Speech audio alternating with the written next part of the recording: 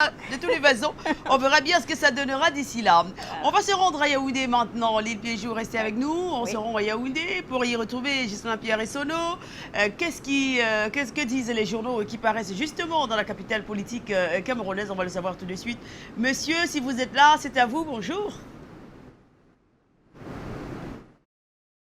Bonjour Thierry Carole, bonjour Soflane, bonjour Douala. Je vous accueille à Yaoundé, le cœur enflammé de joie à l'occasion de cette nouvelle semaine sur la télé Canada International. Bienvenue donc sur Yaoundé, la capitale camerounaise. Vous tous qui êtes chargés fort d'informations, eh bien l'exercice est naturellement la revue de presse pour dire que vendredi dernier, en fin de semaine dernière, le chef de l'État camerounais accordait une audience au PDG de Géovic qui s'engageait ainsi à relancer ses activités dans la région de l'Est Cameroun, justement avec un investissement d'à peu près 235 milliards de francs CFA et qui allait créer à peu près 700 emplois à l'américaine. Ce lundi, c'est une nouvelle audience qui meuble la une principale du quotidien camerounais à capitaux publics, Cameroun Tribune, dans sa livraison de ce matin, avec ce site particulier que le chef de l'État camerounais a reçu en audience, l'ambassadeur de France au Cameroun, qui est d'ailleurs arrivé en fin de ce jour, Gilles Thibault pour ne pas le nommer, qui a donc été reçu au palais de l'Unité par le président Paul Biya. L'ambassadeur de France ainsi arrivé en fin de ce jour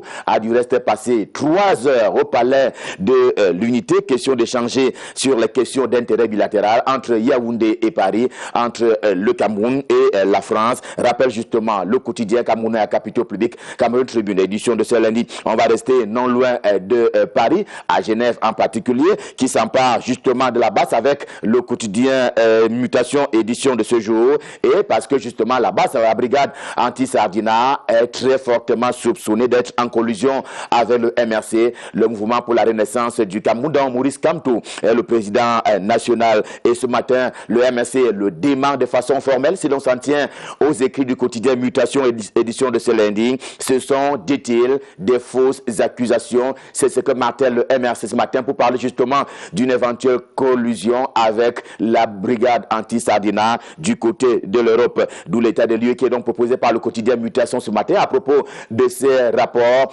entre le MRC de Maurice Kamto et justement les Camerounais de la diaspora, notamment la diaspora européenne. Le quotidien Émergence est également en kiosque ce jour. Il n'y voit pas du feu, simplement parce qu'il parle lui ce matin du sultan roi des Bamoun. En tout cas, c'est l'une des oreillettes du quotidien Émergence ce jour, qui était d'ailleurs, à titre de rappel, lui, le sultan roi des Bamoun, co-initiateur du meeting, le grand meeting du côté de Bafoussam, la capitale de la région de l'Ouest Cameroun, dont on sait qu'elle a donc abrité très récemment encore un meeting de remobilisation qui tenait justement à dire qu'il n'y a aucune collusion entre les Camerounais originaires de Grassfield et notamment les Camerounais qui agissent dans le sens contraire de la République du côté de l'Europe. Mes questions ce matin, la base l'entend-il de cette oreille pour savoir si le sultan roi de Bamoun est écouté par les Camerounais de la diaspora? Le journal ce matin répond par l'affirmative, tant il mérite respect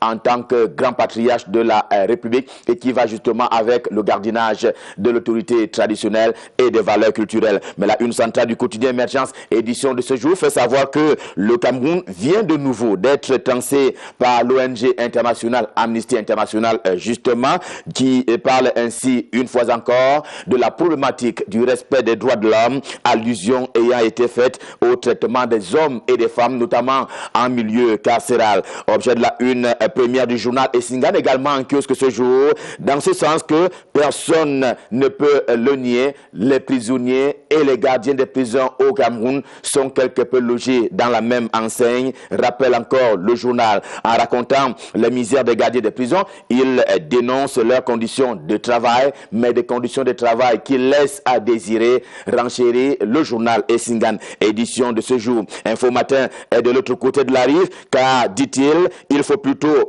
braquer les projecteurs du côté des réformes qui ont été entreprises par le gouvernement de la République en faveur justement des droits de l'homme dans les geôles camerounaises, sur ces réformes qui ont été entreprises par le ministre justement en charge de la justice et garde des Sceaux, Laurent Esso, en matière notamment justement d'augmentation de budget, parce que, dit-il, il faut bien qu'on se souvienne que le budget portant justement fonctionnement des prisons au Cameroun a été augmenté il est pratiquement passé du simple au double pour une meilleure gestion des prisons camerounaises. En tout cas, c'est la posture du journal de Dieu de Nemveng, Info Matin, ce matin. On notera au pied de une d'Info Matin, justement à propos du sport et du football en particulier, que la CAF, la Confédération africaine de football, a déjà un plan B. Il s'agit de l'Algérie. En tout cas, si Yaoundé n'est pas prêt pour organiser la CAN en 2021, le journal nous rappelle que la Confédération africaine de football a déjà alerté l'Algérie, question elle aussi de sa prêté. Et pour revenir un peu au monde carcéral, le quotidien camerounais d'expression anglaise, The Guardian pose également en kiosque ce lundi, insiste sur le nouveau rapport d'Amnesty International, et cela sur la base des récents événements, notamment dans les deux prisons de Yaoundé et de Boya, prison centrale de Yaoundé et Boya, qui ont été traversées par ce qu'il est convenu d'appeler des mouvements d'humeur, pour ne pas parler de mutinerie. Et cela a donc donné l'occasion au journal en kiosque ce jour de revenir sur ces rapports d'Amnesty International sur les manquements camerounais sur le front justement des droits des détenus, les droits de l'homme tout au court. Il y a également en kiosque ce jour le journal L'Estafette, le journal du monde intelligible et universitaire, qui justement ne fait pas cas de cette mutinerie. Et le journal ce matin s'engouffre plutôt dans un autre domaine. Il essaie de restituer la place du continent africain dans la nouvelle guerre économique, mais guerre économique à caractère mondial. Pour ce journal du monde intelligible, disais-je tantôt, l'Afrique doit commencer simplement par transformer les coups durs en opportunités, ce qui fera de lui le continent sur lequel, en termes d'espace territorial, vont justement se développer toutes les initiatives en termes de développement économique sur la place mondiale. Faisons un détour, passant détour également en kiosque ce lundi, le sans détour de Nestor Ndjatou, de ce lundi, non. Si le journal parle précisément du secrétaire général de l'UPC, l'Union des populations du Cameroun, Robert Bapolipot, comme étant au service de la paix et du progrès, c'est que en amont, il dénonce un plan ourdiste, selon lui, justement contre le pays, c'est-à-dire le Cameroun. Ce plan-là consiste à provoquer une situation d'ingouvernabilité et afin d'expédier des casques bleus au Cameroun, mais trop petits sont justement ces versants diplomatiques, renseigne encore le journal en kiosque ce jour. Quant au journal, l'anecdote également disponible ce matin dans les kiosques à journaux, eh bien, il revient sur les émeutes de Koningui. Eh bien, il ne s'est pas agi d'une mutinerie, mais pour le journal, il s'est agi des émeutes, pas de mutinerie, mais plutôt des émeutes, et cela est surtout arrivé car, dit-il, le ministre délégué à la présidence de la République chargé de la défense n'avait pas écouté le ministre de la Justice, garde des Sceaux. Le journal révèle pour s'en convaincre que Laurent Esso, oui, Laurent Esso avait prévenu Joseph Betty à Somon et justement, il n'a pas tenu compte de cette disposition-là. D'ailleurs, le journal Week-end en kiosque tout de suite ce matin va plus loin dans le traitement de ce sujet en indiquant par exemple que le garde des Sceaux avait informé à la fois le ministre de la Défense mais également le ministre d'État, secrétaire général de la présidence de la République. Justement, les deux avaient été informés d'une situation qui pourrait advenir dans les prisons camerounaises, mais ils n'ont pas cru devoir donner une suite favorable à une correspondance de Laurent Esso, le ministre en charge de la justice, garde des Sceaux. Autant de faits qui révoltent encore le quotidien L'Épervier de Léopold Clovis Nudjo également en kiosque ce jour, selon qui le renseignement prévisionnel semble un ventre mou dans la gouvernance camerounaise, notamment de la part des autorités républicaines. La cause et la faute ainsi aux moyens de travail qui sont mis à la disposition des commissaires spéciaux. L'information que révèle le journal ce matin est que l'essentiel des commissaires spéciaux au Cameroun ne sont pas dotés de véhicules de fonction, 25 seulement sur une centaine que compte la République. Voilà donc l'une des causes pour lesquelles, dit-il, le renseignement prévisionnel ne marche pas très bien sous le ciel du renouveau. Ce qui fait d'ailleurs regretter un peu l'époque de Jean Fauchivet au journal de Léopold Clovis Nudjo en kiosque ce jour. L'hebdomadaire L'Avenir est également en kiosque. Il invite à la pause de cette cause pour embrasser cette fois-là la cause politique avec cette question: qui donc en veut à Paul-Éric Djomgwe, l'un des députés du département du Fundi dans la région du centre Cameroun, semble donc dans le viseur des vendeurs d'illusions à quelques mois seulement, dit-il, des élections législatives à venir d'ici à mars 2020. Un mot sur un autre journal d'expression anglaise, j'ai nommé Horizon également en kiosque ce jour. C'est au sujet des derniers développements dans la tanière de l'Ambazonien. De quoi s'agit-il? Il est en fait question de cette interdiction de revenir à la tête de ce mouvement. Il y a donc désormais un débat de leadership au sein de l'Ambazonien, interdiction ayant été ainsi adressée pas pour, mais contre Marc Barretta et Eric Tato, justement, qui sont ainsi considérés comme des mauvais anges à chasser justement de ce leadership. Le quotidien bleu, pour parler du quotidien de Le Jour du jour, dont Aman Mana est directeur de la publication, également en kiosque ce jour, il parle politique sur le coup. Il dit que Kondengui reste militarisé, vous le voyez en deuxième une, mais la principale information qui a été choisie par le quotidien bleu ce matin a trait à la filière banane, une filière si affectée depuis ces 3 dernières années, et c'est une lapalissade que de dire que la crise anglophone est à l'origine de cet état de choses, ce qui a d'ailleurs procuré un mauvais chômage à quelques 7314 employés de la CDC, qui était jusque-là le deuxième employeur après l'État du Cameroun. Au contraire, rapporte pour sa part le journal L'Orphelin, également en kiosque ce lundi, et bien Dimako qui connaît une nouvelle lumière avec l'inauguration le 27 juillet dernier d'un centre de promotion de la femme et de la famille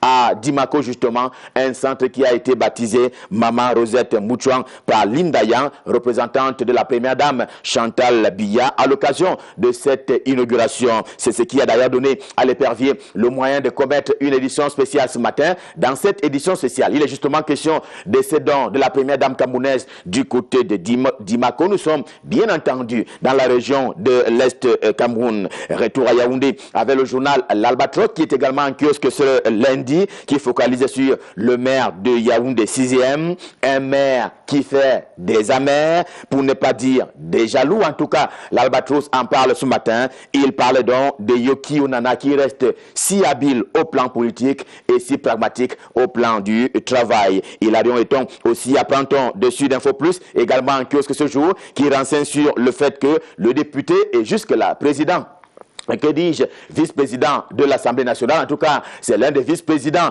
de l'Assemblée nationale qui travaille aux côtés de Kavaye Gejibril, que dans lui, il vient d'être porté à la haute charge de président du Parlement de la CEMAC, la Communauté économique et monétaire des États de l'Afrique centrale, d'où donc le merci adressé à Paul Biya de la part du département de la Haute-Sanaga. Comme l'épervier, il y a un moment, une fois encore, que dis-je, un mot une fois encore sur cette inauguration du côté donc de Dimako, avec le quotidien qui a également séjourné du côté de Dimako. Question d'accompagner les grandes dames camerounaises, justement, qui sont allées donc apporter cette lumière à cette ville de Dimako. On va terminer ce matin par une question à caractère économique avec le financier d'Afrique, disponible en kiosque également ce lundi. Le journal qui révèle, pour s'en féliciter, que la croissance, oui, la croissance est de retour en zone CEMAC, notamment dans le secteur bancaire. Au 31 mai dernier, renseigne encore le financier d'Afrique, le bilan des institutions bancaires était en hausse de 7,36% pour un excédent d'à peu près, excédent de trésorerie d'à peu près 37%. Tout cela est à mettre justement à l'actif des acteurs économiques et de développement, à l'image justement des organismes de développement, des ministères et porteurs de projets qui sont intéressés par le septentrion camerounais, à savoir le nord, l'Adamawa et l'extrême nord, qui sont donc en chantier dès ce jour ici même et à Yaoundé, avec ces informations qui ont donc trait à l'économie. Revue de presse Made in Yaoundé, stop fin pour ce jour. Le cœur enflammé de joie, nous vous avons servi. On prend rendez-vous pour demain quand il sera 7 heures pour le même exercice et nous serons toujours dans les mêmes dispositions. Pour le moment, rendons-nous du côté de Douala. Question de retrouver Junior Hossein pour la suite et la fin de la revue de presse. Bonjour Junior, c'est à vous à Douala. Sono, et on poursuit justement cette revue de presse avec le journal Kalara, l'hebdomadaire du monde juridico-judiciaire, qui justement à la une s'interroge comment ESSO a favorisé l'émeute de Kondengui, parlant ici de la prison centrale de Yaoundé. Et puis le journal va poser plusieurs questions. Que s'est-il passé pour qu'un mouvement d'humeur initié par des détenus à la crise anglophone vire en une insurrection violente qui aura nécessité l'usage des des armes pour être maîtrisée.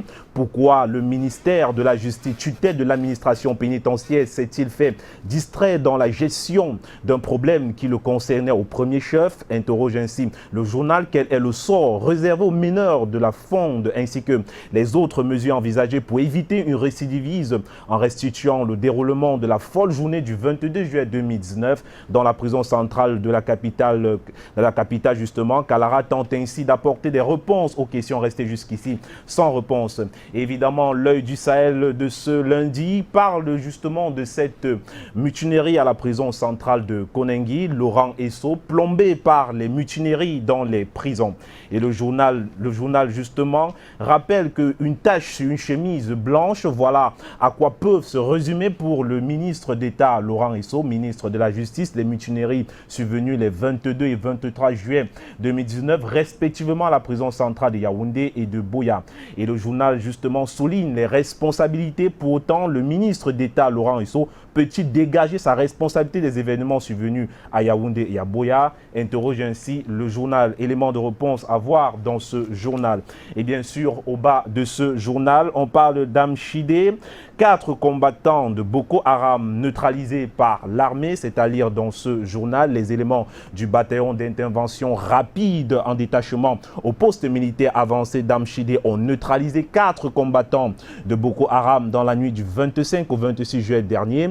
Ils sont tombés dans une embuscade tendue par l'armée à la périphérie de la ville. Ils cherchaient à s'infiltrer dans la ville. Et on poursuit justement avec la nouvelle expression qui s'intéresse également à la prison centrale de Koningui. La répression se porte bien, nous dit le journal. Et le journal précise d'ailleurs que les autorités de Yaoundé n'ont pas avalé la pilule amère de la mutinerie des détenus de la prison centrale de Yaoundé. Au lendemain de la révolte des détenus, le pouvoir de Yaoundé a décidé de punir les meneurs qu'ils ont identifié dans la mêlée. Et comme l'avait déjà laissé entendre René Emmanuel Sadi, le ministre de la Communication, dans le communiqué qu'il a rendu public au lendemain des événements du 23 juillet 2019, le pouvoir de Yaoundé a cherché les fauteurs de troubles parmi les détenus de la crise dite anglophone et des militants et sympathisants du mouvement pour la renaissance du Cameroun. C'est à lire dans ce journal. Et ce lundi, Dominus, hebdomadaire d'information générale, s'intéresse justement à cette mutinerie à la prison centrale de Koningui et nous rappelle et nous parle d'une réunion spéciale d'évaluation sécuritaire. Les récents événements à la prison centrale de Koningui ont laissé des traces indélébiles. Et le journal précise justement que la mutinerie orchestrée par une partie des détenus a juste causé quelques dégâts matériels. Pas de perte en vies humaines, pas d'évasion. Cet incident laisse croire qu'il y a des failles dans le dispositif sécuritaire. Et là, on peut comprendre la tenue impérative ce 25 juillet 2019 de la réunion spéciale d'évaluation sécuritaire dans la région du centre présidée par le ministre de l'administration territoriale Paul Atangandi, souligne ainsi le journal. Il faut dire que ces réunions s'est tenues dans les services du gouverneur de la région du centre, Nasseri Paul Beya, entouré des 10 préfets de la région du centre, des 7 sous-préfets de Yaoundé et des différents responsables des services en charge de la sécurité. Le principal message du ministre de l'administration territoriale Paul Atangandi aux autorités administratives est vigilance absolue.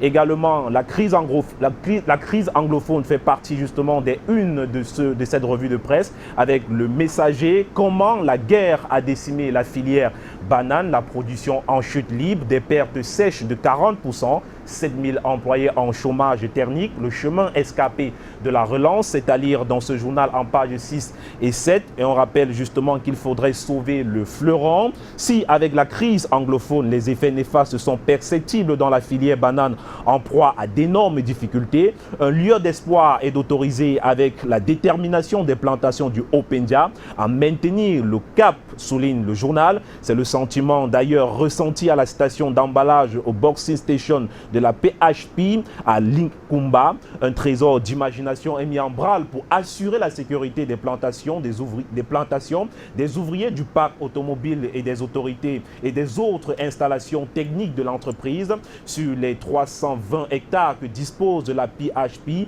dans le FACO. 185 sont réellement utilisés dans la production avec 3 mois mois, avec le site sécurisé en permanence depuis 3 mois, le travail se poursuit sans relâche. 1000 à 1200 cartons sont empaqués chaque jour.